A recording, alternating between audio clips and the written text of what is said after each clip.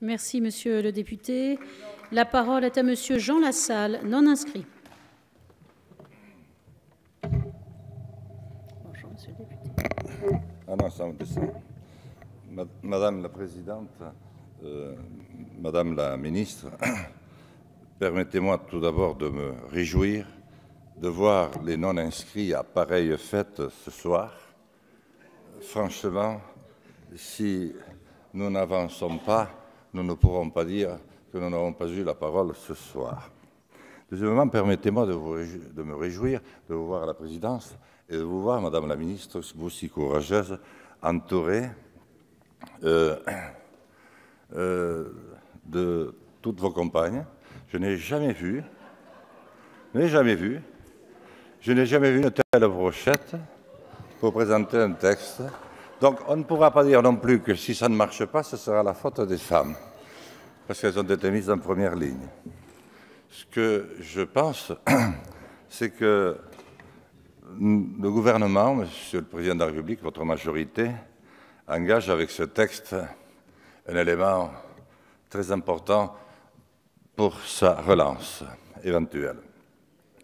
Je crains que, pourtant, il ne se soit pas donné tous les moyens. Et ça me rappelle un petit peu quand, au bout d'un an, M. Hollande a commencé à se lancer dans, vous savez, le détricotage des territoires en disant « vous allez voir ce que vous allez voir ». On a vu, il n'y a plus rien. Alors, j'ai entendu depuis le début que M. le Président voulait donner du sens à l'apprentissage et au droit de faire sa vie. J'avais cru comprendre qu'on commencerait par la transmission du savoir à l'école, que personne ne sortirait sans avoir appris l'essentiel, tout au moins quelque chose, et pour le minimum, apprendre le français, à compter, écrire, se servir d'Internet, parce qu'on le subit beaucoup plus souvent. Bon. Alors, pour la transmission de savoir, moi je ne sais pas où on en est. Ensuite, pour la cohésion, qui devait intervenir vers l'âge de 18 ans, le service national, qui aurait permis à notre grand peuple de se retrouver. Parce que tous ces jeunes qui auraient vécu une longue période ensemble se seraient connus et reconnus. Et ils n'auraient pas fait de différence entre ces montagnes oubliées et leur CFA, j'en parle au cas où j'oublierai, qui fonctionnaient malgré tout encore, ces territoires et ces banlieues que je mettrai sur la place. Je crains que M. le Président ne fasse une erreur d'appréciation. Là, il y a un vrai dossier, Madame, c'est pour ça que je vous reconnais votre grand mérite et votre courage de reprise en main de la situation. Et au fond, le Président dit « je vais remettre l'État en première ligne ». Au fond, pourquoi pas? Le seul problème, c'est que je n'ai pas vu grand-chose évoluer au niveau de la dette. Je vais relancer l'Europe. Je ne la trouve pas tellement relancée. Et je vais remettre la France au centre du monde.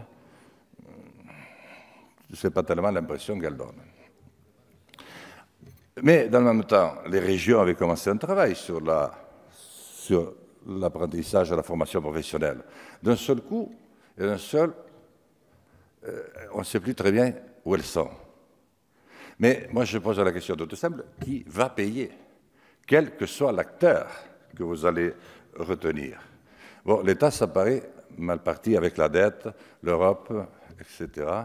Et surtout, Monsieur le Commissaire, non, Monsieur le Président de la Cour des comptes, que j'ai encore entendu avec mes collègues de la Commission des finances, vous savez, son optimisme, moi, il me donne envie de rire, hein. Son optimisme est vraiment communicatif. Je ne pense pas qu'il y a grand-chose à en attendre. En plus, vous annoncez la réforme de l'organisation de la vie publique. Si on regarde du niveau des territoires, est-ce que vous pensez que les CCI que l'on a réduits à néant, que les entreprises à qui l'on n'a rien demandé, à moins que le 440 vous ait donné de très solides assurances, va payer? Mais qui est-ce qui va payer tout ça dans un contexte aussi désorganisé? Je ne le vois pas. Alors je ne vois qu'un seul service à rendre au président, c'est de lui dire que nous avons eu une idée tous ensemble ce soir. C'est qu'il retire ce texte qui est prématuré, un texte sur lequel il peut se relancer.